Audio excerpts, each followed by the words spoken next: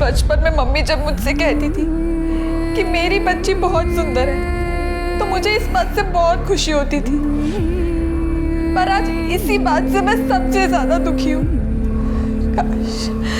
काश भगवान मुझे बदसूरत बना दे ताकि कोई मुझे देखना भी पसंद ना करे, या तो मेरे माँ बाप मुझे लौटा दे जिनके होते हुए मुझे जबरदस्ती छूना तो दूर, कोई घूर के भी ना देख सके।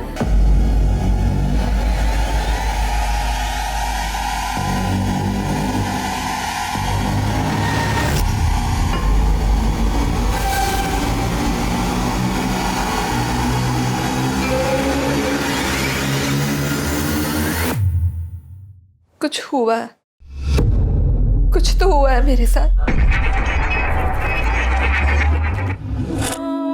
मेरे इस शरीर के साथ, पर क्या, कब, किसने, कुछ समझ नहीं आ रहा। आज हम आपको एक ऐसा केस दिखाने जा रहे हैं जहां इंसानियत अपने पतन के सबसे निचली पायदान पर दिखाई देती है।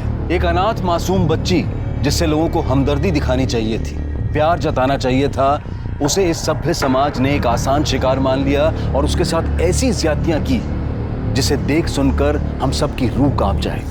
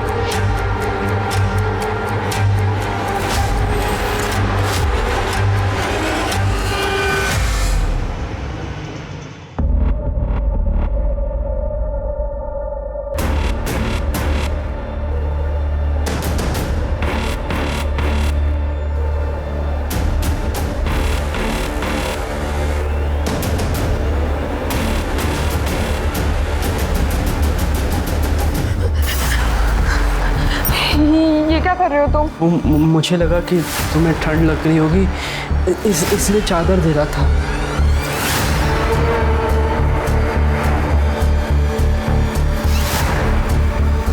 क्या कर रहा था तू? तुझे शर्म नहीं आती? अरे तेरी बुआ की बेटी है वो, तेरी बहन है वो, और तू? अरे ऐसा कुछ नहीं है जैसा आप सोच रही हो।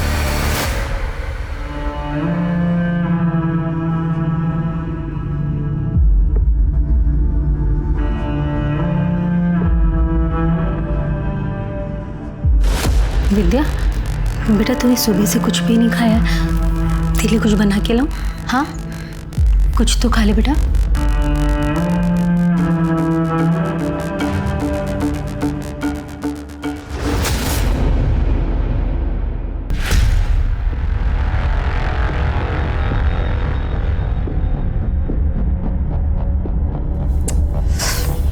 क्या कर रही है यार? तेरे सर पर यही भूत सवार रहता है क्या? सो जा चुपचाप। जैसे कि तुम मेरा सारा भूत उतार ही देते हो। अपने पति के साथ नहीं करूंगी तो और किसके साथ करूंगी? इस आदमी को तो रोमांस करना भी नहीं आता। अरे तो रोमांस है कोई स्विच नहीं, जब मन आया ऑन ऑफ कर लिया। हेलो चाचू प्लीज मुझे यहाँ से ले जाओ। विद्या बेटा क्या हुआ? मुझे मामा जी के घर से ले जाओ। विद्या मैं तुम्हें ले जाऊंगा, पहले ये बताओ कि हुआ क्या, तुम रो क्यों रही हो? वो संतोष भैया ना बड़े गंदे, घूरते रहते हैं और यहाँ हवा छूने की कोशिश करते हैं। क्या? चाचू प्लीज मुझे ले जाओ, मैं नहीं रह सकती यहाँ पे। बेटा आप डरो नहीं, मैं आपको कल लेने आ रहा हूँ। अभी आप चुप हो जाओ और सो जाओ। ठीक है चाचू।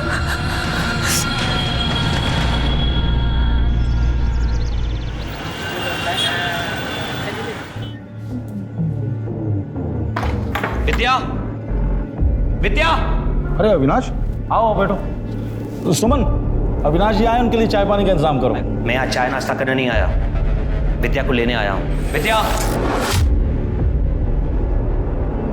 भाई साहब अभी अभी तो आप आए हैं, क्या बात है?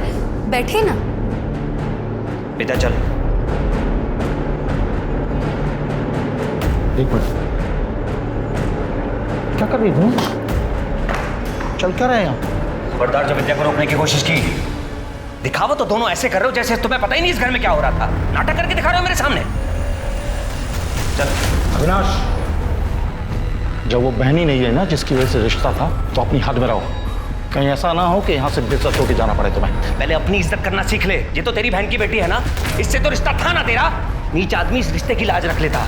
गलती तुम लोगों की नहीं, गलती मेरी है जो इस बच्ची को इस घर में तुम लोगों के साथ रहने दिया। और तू साले, आज के बाद आंख उठाकर भी लड़की को देखो ना तुम, अच्छा नहीं होगा।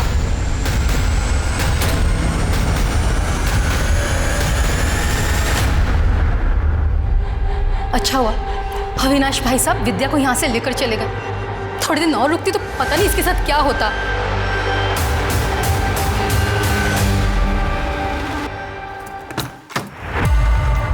आजा बेटा। नमस्ते चाची। मैंने मना किया था ना, फिर भी आप इसको ले आए।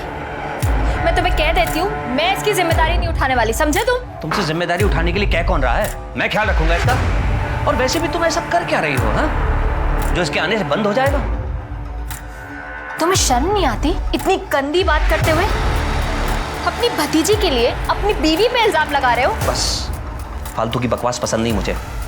कान खोलकर सुन लो, विद्या यहीं रहेगी जब तक इसकी पढ़ाई पूरी नहीं हो जाती और शादी करके ही अपने घर नहीं चली जाती। तब तक अपनी जुबान बंद रखो। ये क्या बकवास कर रहे हो तुम? चाची प्लीज, मैं आपके पैर पड़ती हूँ, प्लीज मुझे यहाँ रहने दो। अब जो बोलोगी मैं वैसा करूँगी, घर का सारा काम कर दूँगी। मुझे मामा जी के यहाँ नहीं जाना है, प्लीज मुझे यही रहने दो, प्लीज चाची। हट, छोड़ पैर मेरे। ये क्या नाटक लगा रखा है चाचा भतीजी ने? जो करना है कर, भाड़ में जाओ। आ बेटा, खड़ी हो। अपनी चाची की बातों को दिल पे मत लगा। आजा अपने कमरे पे चल।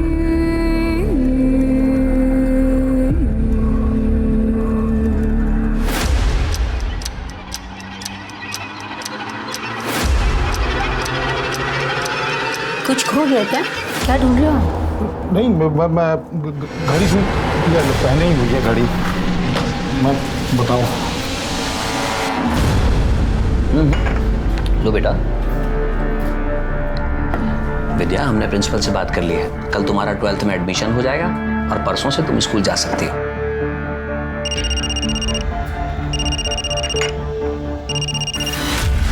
हेलो, विद्या से बात करा मेरी।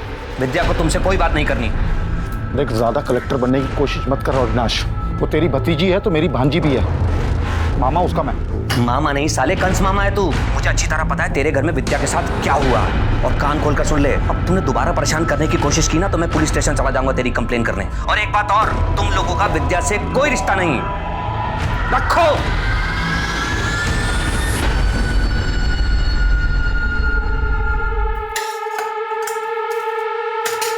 महारानी जी, आराम करके फुर्सत मिल गई हो तो थोड़ा घर का काम करेंगी? या आपने भी अपने चाचा की तरह मुझे इस घर का नौकर समझ के रखा है? ये ले, चुपचाप ये खाना खा और ये सारे बर्तन मांज, समझी? और अगर बिना किचन साफ किए गई ना तो याद रखना।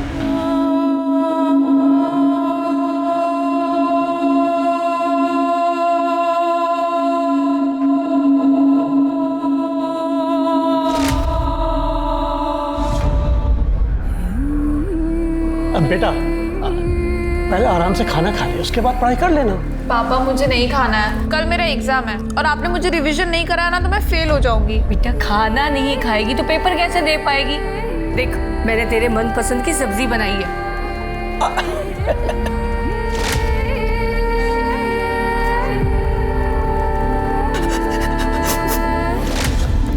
पापा मुझे हॉस्टल नहीं जाना है, मैं यहाँ पे भी तो रह के पढ़ सकती हूँ ना। बेटा, बहुत बड़ा स्कूल है वो। अरे बड़ी सिफारिशों के बाद एडमिशन होता है वहाँ पर। और तू जानती है ना, तेरे एडमिशन पे मुझे कितनी अप्रोच लगानी पड़ी है। तू पैसों की चिंता मत कर, तू अपनी पढ़ाई की चिंता कर। गाँव की जमीन बेची है, पैसा है हमारे पास में। इकलौती बेटी है तू हमारी, जमीन नहीं भी बिकती ना।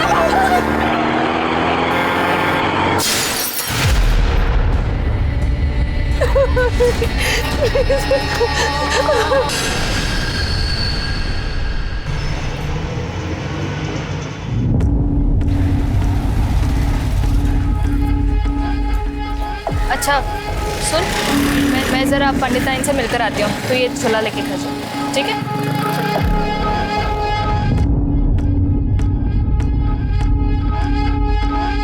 तू प्रसाद मैडम का बेटा है ना? तेरी मम्मी को जाके बताऊं कि बाहर आके तू क्या क्या हरकतें करता है? बता दीजिए, फिर हम भी बता देंगे कि हम मालती मैडम से कितना प्यार करते हैं। और प्यार करना कोई गुनाह थोड़ी ना है।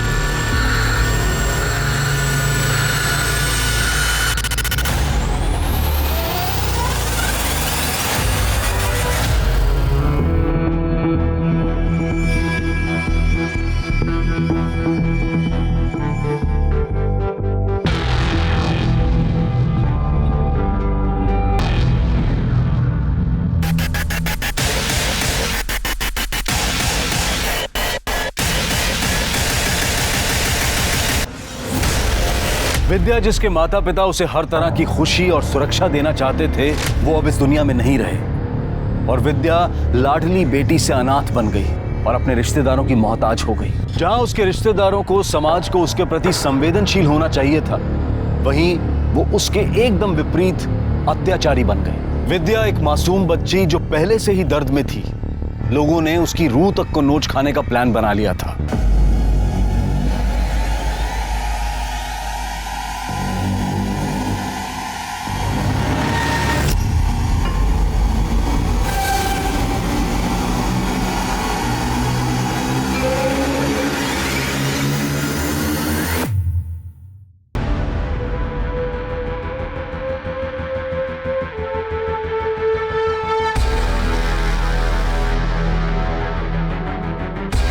कुछ तो हुआ है मेरे साथ, मेरे इस शरीर के साथ, पर क्या, कब, किसने, कुछ समझ नहीं आ। क्या मैं एक मांस का टुकड़ा हूं जिसकी ना कोई इच्छाएं है ना कोई जज्बात? क्या मैं हमेशा उन लोगों के लिए एक भोग की चीज बनकर रह जाऊंगी?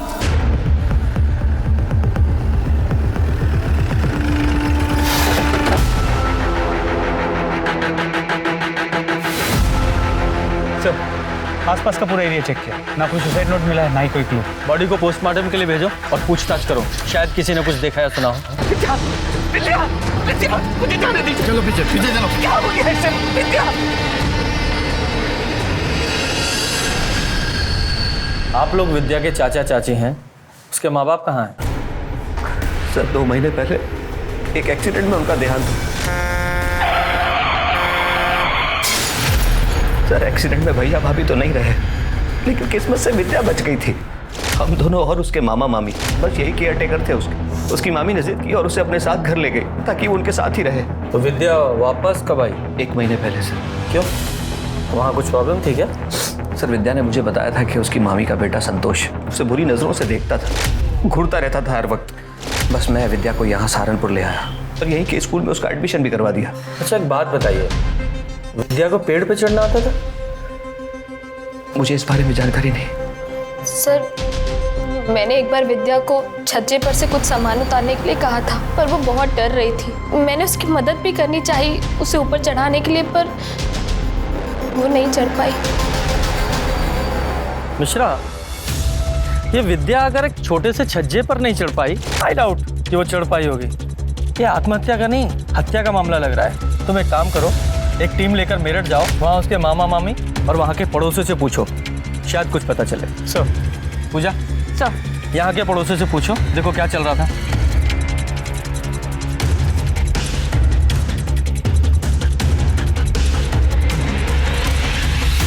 विद्या को पेड़ से लटका के मार दिया गया।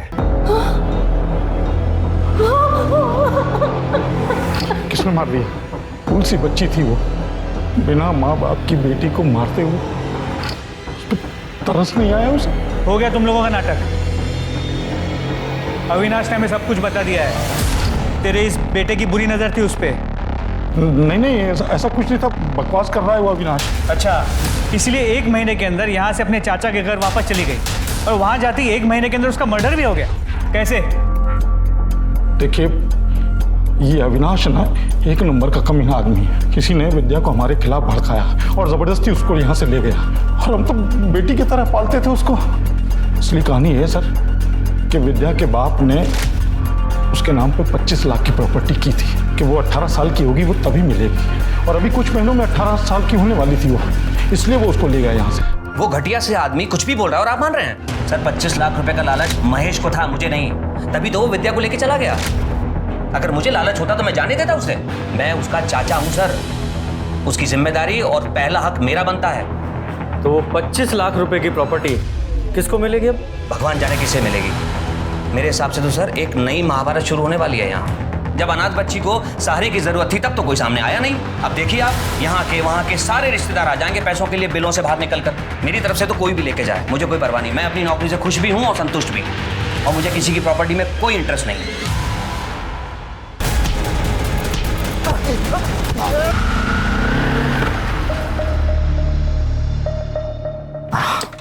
क्या है, जब देखो सब्जियां ढोते रहती हो।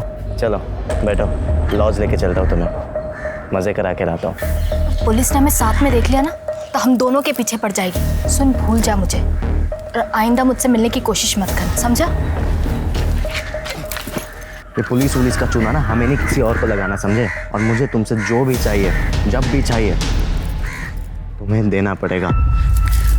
एक बार में बात समझ में नहीं आती क्या? कहा ना नहीं जाऊंगी तेरे साथ, अब चुपचाप यहाँ से निकल, बेवकूफ कहीं का।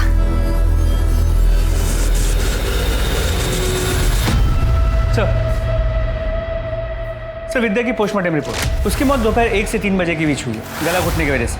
और गले पे जो रस्सी के निशान मिले, उससे ये पता चला कि पहले उसके गले में फंदा डाला गया। मिश्रा, फिर तो रस्सी पर कातिल की उंगलियों के निशान और विद्या के स्ट्रगल के निशान दोनों मिलने चाहिए। जी सर, रस्सी पे विद्या के फिंगरप्रिंट्स हैं, उसके स्ट्रगल के निशान भी है, लेकिन कातिल के फिंगरप्रिंट्स नहीं है। सर लगता है उसने ग्लव्स पहने थे। इसका मतलब ये पक्का मर्डर है, क्योंकि अगर विद्या ने पेड़ पर चढ़कर फांसी लगाने की कोशिश की होती और ऊपर से कूदी होती तो उसकी गर्दन की हड्डी टूटी होती। ऐसा तो पोस्टमार्टम रिपोर्ट में कुछ भी नहीं है। सर एक और बात पता चली, रिपोर्ट के मुताबिक वो सेक्सुअली एक्टिव थी। मर्डर से कुछ दिन पहले भी उसने शारीरिक संबंध बनाया, लेकिन उसके साथ रेप हुआ था या उसने अपने मर्जी से सेक्स किया था ये नहीं पता चल पाया, क्योंकि उसके प्राइवेट पार्ट्स पे कोई इंजुरी मार्क्स नहीं है। मिश्रा, ये मर्डर फुल प्लानिंग के साथ किया गया है और इसे जल्दी से जल्दी सॉल्व करने के लिए हमारे पास फॉरेंसिक रिपोर्ट का होना बहुत ज़रूरी है। कब आ रही है? बहुत जल्द आ जाएगी। मिश्रा, एक काम करो, एक टीम के साथ मेरठ जाओ और विद्या के बारे में पूरी डिटेल्स पता लगाओ कि उसका कोई बॉयफ्रेंड था या नहीं था। अगर कोई बॉयफ्रेंड नहीं था तो कोई ऐसा आदमी जिसकी नज़र उस अनाथ और अकेली लड़की पर थी, क्योंकि अविनाश के बयान के मुताबिक उसके मामा का लड़का संतोष, उसकी विद्या पर गंदी नज़र थी। तब तक हम यहाँ अविनाश के साथ पूछताछ करते हैं, क्योंकि पोस्टमार्टम रिपोर्ट के मुताबिक मरने के 4-5 दिन पहले विद्या के साथ सेक्स हुआ था, तो हो सकता है वो आदमी यही हो जिसने उसके साथ ये सब किया।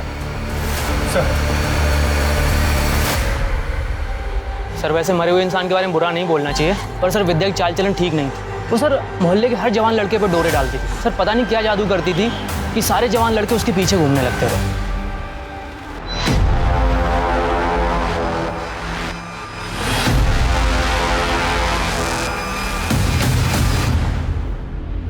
अबे फन्ने का, तेरे बाप की रोड है क्या ये जो बीच में खड़ा है?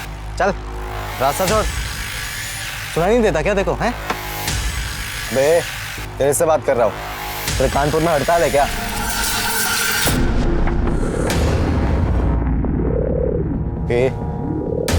कौन है बे तू? नगर सेवक का बेटा हूँ मैं। अबे क्यों मार रहा है?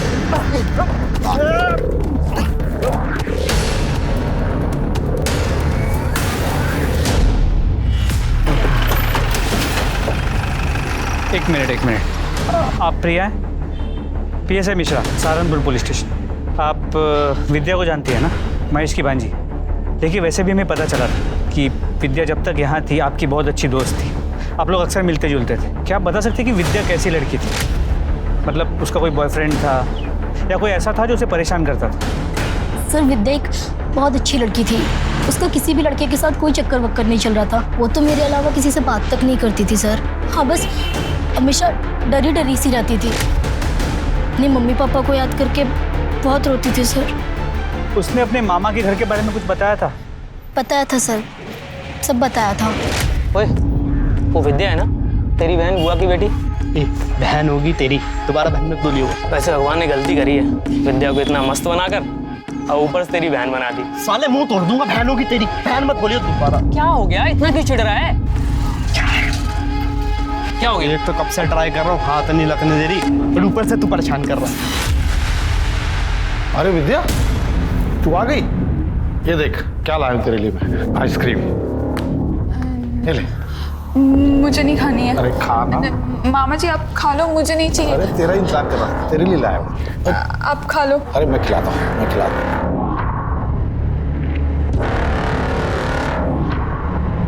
मामी ने मुझे काम के लिए बोला था, मैं जा रही हूँ।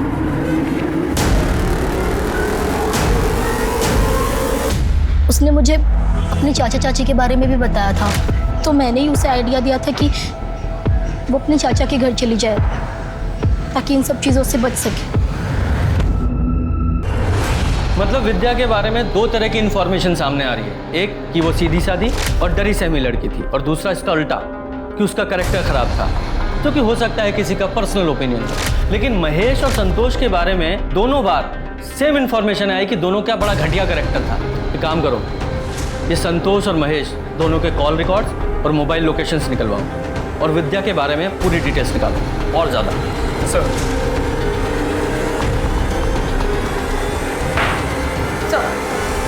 अविनाश सिसोदिया के पड़ोसियों से पता चला है कि मालती विद्या को बिल्कुल पसंद नहीं करती। इनफैक्ट वो उसे अपने घर पर भी नहीं रखना चाहती थी, लेकिन अविनाश ने उसे जबरदस्ती अपने घर पर रखा था सर। पूजा, लेकिन इतनी इन्फॉर्मेशन काफ़ी नहीं है। इस मालती के बारे में और डिटेल्स निकालो।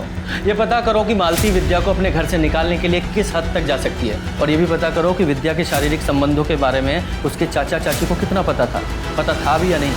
मैडम ये क्या कह रही हैं आप? ऐसा नहीं हो सकता, विद्या ऐसी लड़की थी ही नहीं। ऐसा हम नहीं, विद्या की पोस्टमार्टम रिपोर्ट कह रही है। विद्या को कोई बॉयफ्रेंड, कोई अफेयर वगैरह? मुझे क्या देख रहे हो?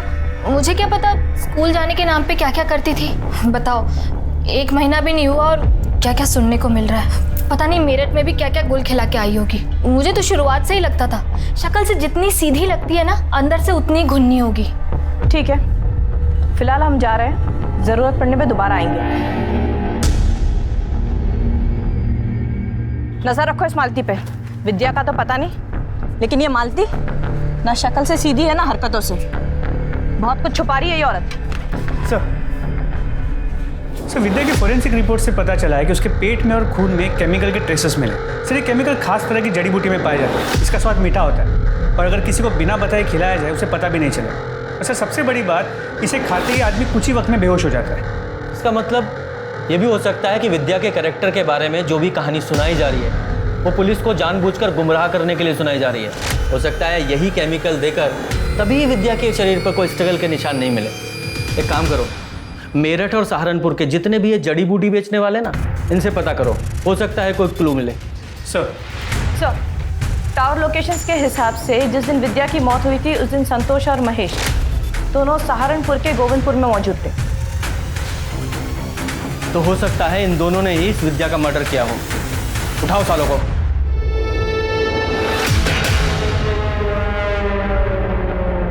एक मिनट बात करते हैं।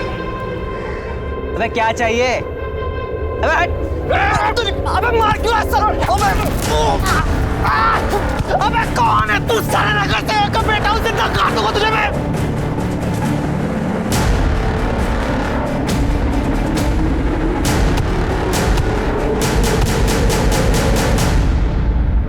मेरे दोनों बच्चों पर जानलेवा हमला हुआ और अभी तक आपने किसी को अरेस्ट नहीं किया। लगता है आप लोगों को आपकी नौकरी प्यारी नहीं। मैम 2 मिनट शांत रहेंगी आप? तो डिटेल में बताओ क्या हुआ था तुम्हारे साथ?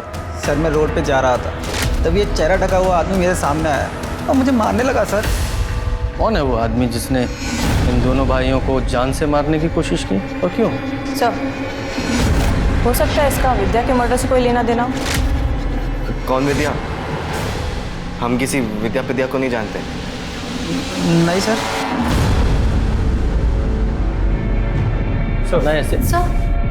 सर ये तो इस महेश की बीवी है, सुमन। ये मेमोरी कार्ड मुझे मेरे अलमारी से मिला।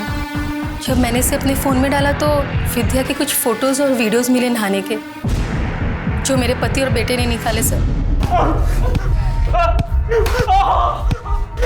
सिंह गलती हो गई सर, बहुत बड़ी गलती हो गई।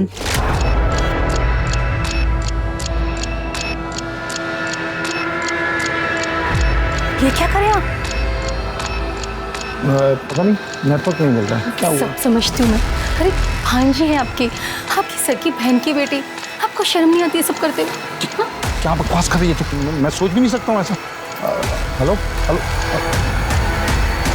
सुमन सब भाग गई थी, लेकिन उसे ये नहीं पता था कि मैंने विद्या की नहाते हुई फोटो खींच ली है और अपने मेमोरी कार्ड में डाल के अपने अलमारी कपड़ों के पीछे छुपा दिया। मैं उस फोटो का फायदा उठा पाता उससे पहले विद्या अपने चाचा के साथ यहाँ सहारनपुर चली आई सर, और मेमोरी कार्ड भी गायब था।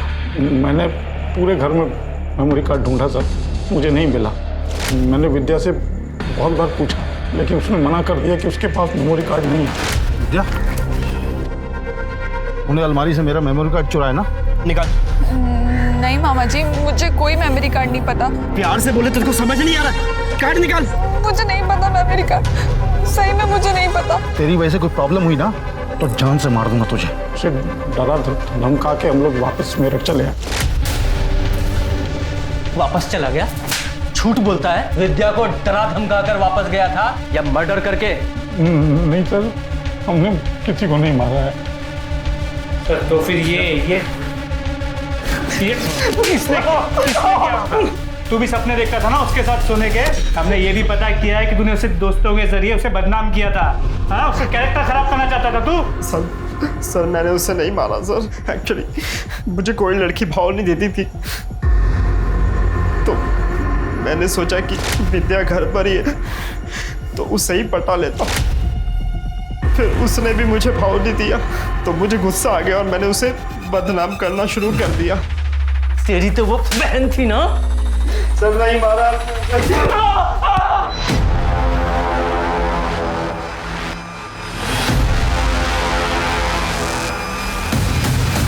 क्या हो बे? रास्ता क्यों रुका? चल हट, जाने दे। मालती को जानता है तू? हाँ, क्या बात कर रहा था उससे? तेरे को क्यों बताऊं? पुलिस किधर भागता है? तलाशी करो। ये सब जेब में लेके घूमता है। किस किस को मारा इससे? सर ये मेरा भाई है प्रकाश। और ये है वो पंच जिससे तुम्हारे भाई ने नितिन और अनिल दोनों को मारा। क्यों मिश्रा, इतनी आसानी से नहीं बोलेगा, थोड़ी खातिर करो इसकी। सर सर बताती हूँ। बताओ।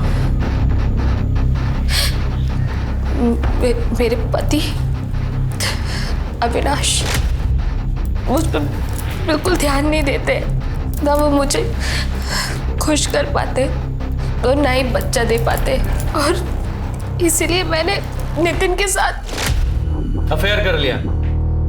आगे बोलो। वही मेरी जिंदगी की सबसे बड़ी भूल थी। तुम लाल परी लग रही हो बिल्कुल। तुम यहाँ क्या कर रहे हो? बेडरूम बढ़िया है। किसी ने देख लिया तो प्रॉब्लम हो जाएगी। तुम अभी निकलो, मैं तुम्हें बाहर छोड़ कर आती हूँ। अरे इतनी क्या जल्दी है? आज तो मैं आपके लिए कैसी डील लाया हूँ जो सुन के आप नाच नहीं लगोगे। मतलब आज तुम्हें खुश मैं नहीं, मेरा भाई अनिल करेगा। तुम्हारा दिमाग खराब हो गया है क्या? मैं कोई अरे हाँ, मुझे पता है कि तुम वैसे टाइप की औरत नहीं हो। तुम अभी इसी वक्त यहाँ से बाहर निकलो, और तुम्हारे मेरे बीच में जो कुछ भी था ना वो अभी इसी वक्त खत्म। अपनी शक्ल भी मत दिखाना मुझे। चलो निकलो यहाँ से। अरे अरे ठीक है, शक्ल नहीं दिखा सकते ना। ये वीडियो तो दिखा सकते हैं ना। मुझे लगा एक बार की बात है और फिर वो मुझे परेशान करना बंद कर देगा, लेकिन नहीं, मैं नितिन की ब्लैकमेलिंग से परेशान हो गई थी सर। अभी तक तो मेरे पति को सिर्फ शक था, लेकिन अगर उन्हें पता चल जाता तो वो मुझे घर से निकाल देते। उन्होंने विद्या को भी मुझ पर नजर रखने को कहा था। एक दिन थक हार के मैंने सब कुछ अपने भाई को बता दिया और उससे ये सब सुन के बहुत गुस्सा आया। और इसने उन दोनों भाइयों को बहुत मारा। एक गलती को छुपाने के लिए तुमने दूसरी गलती की, यानी कि दोनों भाइयों को अपने इस भाई से पिटवाया। तुम्हें ये करने के बजाय पुलिस के पास आना चाहिए था। खैर, ये बताओ, विद्या को तुम्हारे इन सब चक्करों के बारे में पता था? बोल। एक बार उसने हम दोनों को लॉज से बाहर निकलते हुए देख लिया था।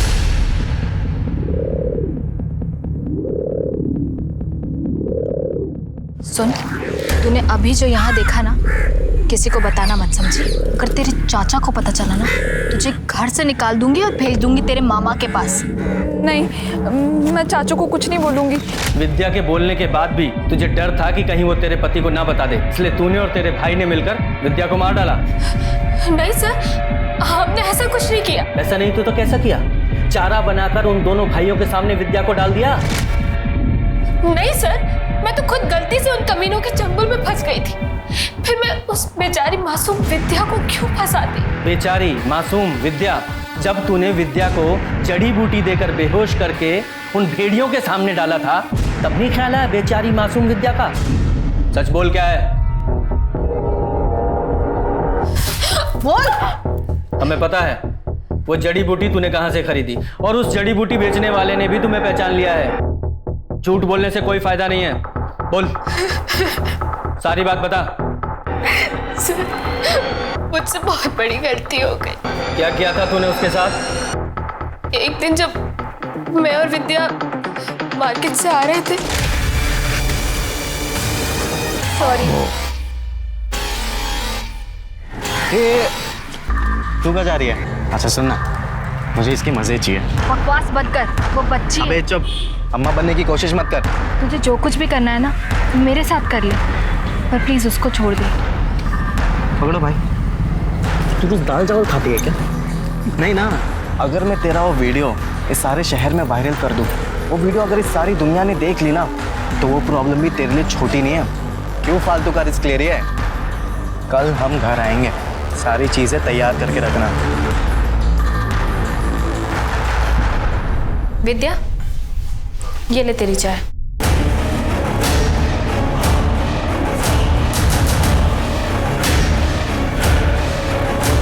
विद्या को जब होश आया तो उसे समझ में आ गया था कि उसके साथ कुछ हुआ है, लेकिन क्या हुआ है, किसने किया है, वो कुछ समझ नहीं पा रही थी।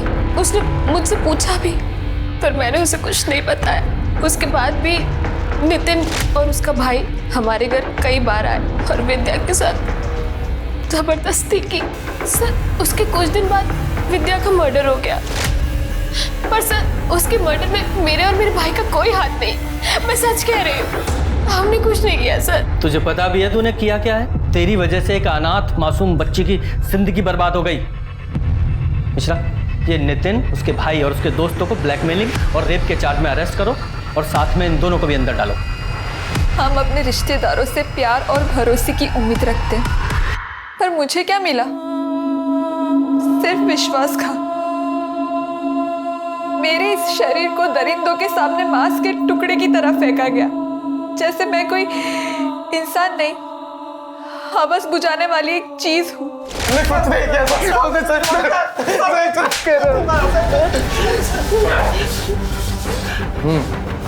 क्या बता? अबे बता ना, बोल, बता। सर, हमें तलब लग गई थी, तो मालती के बाद हमें विद्या पसंद आ गई थी, इसलिए हमें विद्या के साथ।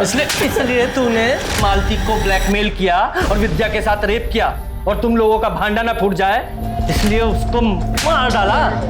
नहीं सर, हमने नहीं मारा उसे सर, हमें जो चाहिए था वो तो मिल ही रहा था ना सर, तो हम क्यों मारेंगे सर उसे? सर, वो तो ना हमारी शक्ल पहचानती थी ना नाम जानती थी। विद्या तुम्हारे नाम और शक्ल नहीं पहचानती थी, लेकिन मालती तो तुम्हें अच्छे से जानती थी ना। सर, हमने नहीं मारा है विद्या को, और जिस वक्त विद्या का मर्डर हुआ था तभी तो हम सिनेमा हॉल में फिल्म देख रहे थे। सिंह, इनकी अच्छे से तोड़ाई करो। मिश्रा, इनकी सिनेमा हॉल वाली स्टोरी की अच्छे से जांच करो कि इसमें कितनी सच्चाई है। जी सर।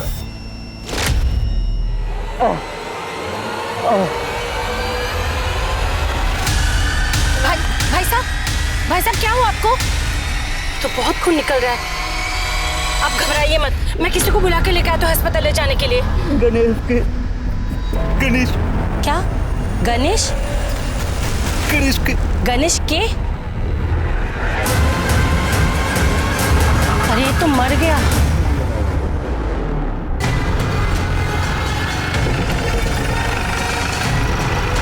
विजय,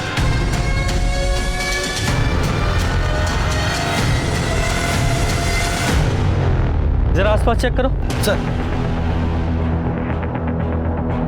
लगता है चाकू मारा गया है। मिश्रा, जरा जेबी चेक करो।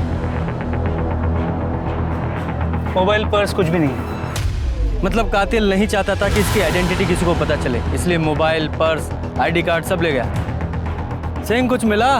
नहीं सर, मर्डर वेपन या आईडी प्रूफ कुछ भी नहीं मिला।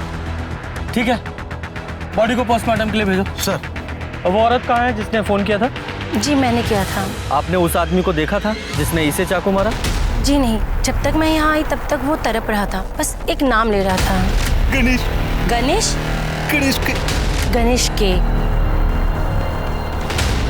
गणेश के। पूजा सर, स्टेटमेंट लो। Yes sir. मिश्रा, ये गणेश के, इसका क्या मतलब हुआ? सर हो सकता है कि ये अपने किलर का नाम ले रहा है। ये कुछ और है या किलर का नाम, ये पता लगाना पड़ेगा।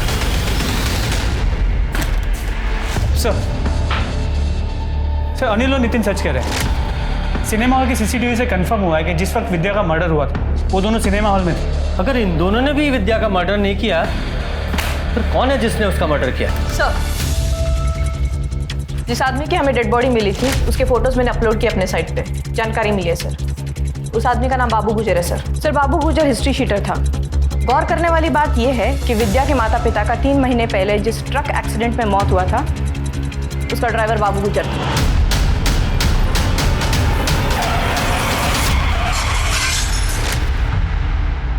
और एक बात, बाबू गुजर पिछले 6 महीने से फरार था, वांटेड क्रिमिनल था सर।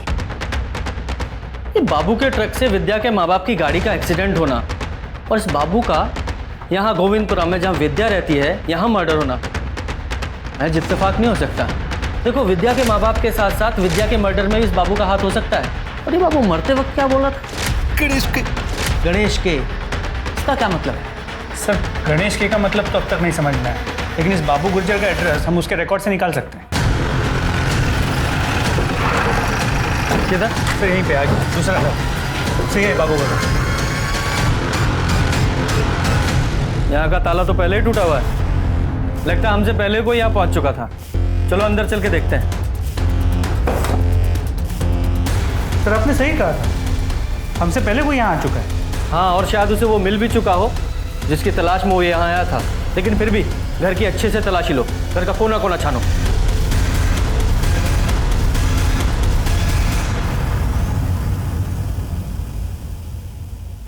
गणेश के। गणेश के। गणेश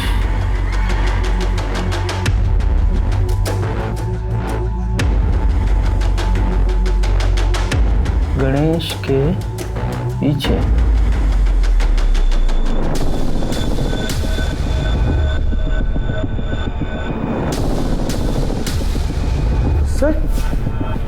सर ये तो स्पाई कैमरा है, इसी वीडियोस रिकॉर्ड होते हैं। सर कहीं बाबू मरने से पहले इस पेन के बारे में तो नहीं बताना चाहता था? हो सकता है कातिल ने इसी की तलाश में इस घर की यह हालत की है और इसी में कुछ ऐसा रिकॉर्ड है जिसकी वजह से बाबू की जान गई।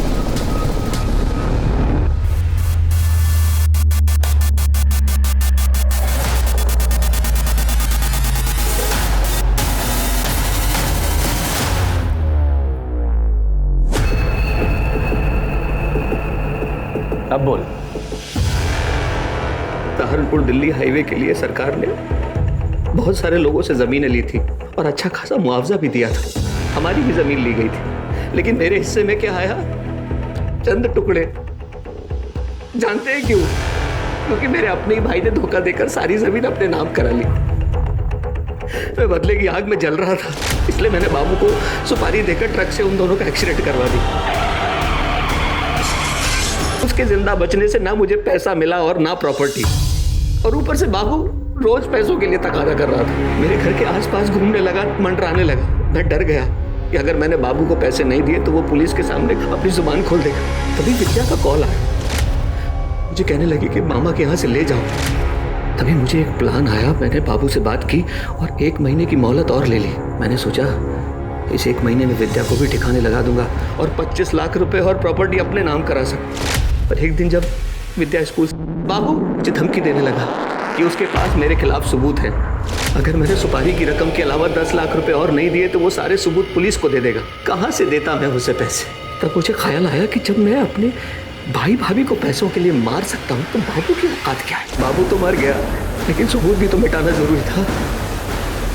इसलिए मैं बाबू के घर गया, ताला तोड़ा, पूरे घर की तलाशी ली, लेकिन सबूत नहीं मिला मुझे। तुझे वो सबूत इसलिए नहीं मिला क्योंकि वो सबूत पुलिस को मिलना था। हम ये तो सोच सकते थे कि विद्या का कातिल एक न एक दिन पकड़ा जाएगा, पर कभी ये नहीं सोचा था कि एक ही परिवार के, एक ही खानदान के इतने सारे लोग एक साथ कमीने होंगे जो उस बच्ची पर तरस नहीं खाएंगे बल्कि उसका किसी न किसी तरह फायदा उठाना चाहेंगे। सड़ो सारी जिंदगी जेल में।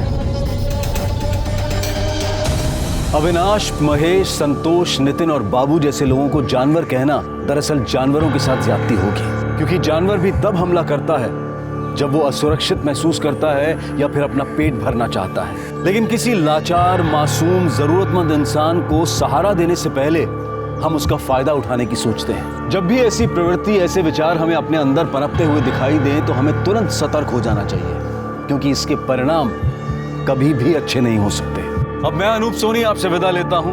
फिर मुलाकात होगी क्राइम पेट्रोल सतर्क में एक और नए केस के साथ। तब तक अपना और अपने परिवार का ख्याल रखें, सतर्क रहें, सुरक्षित रहें और देखते रहें क्राइम पेट्रोल सतर्क। जय हिंद।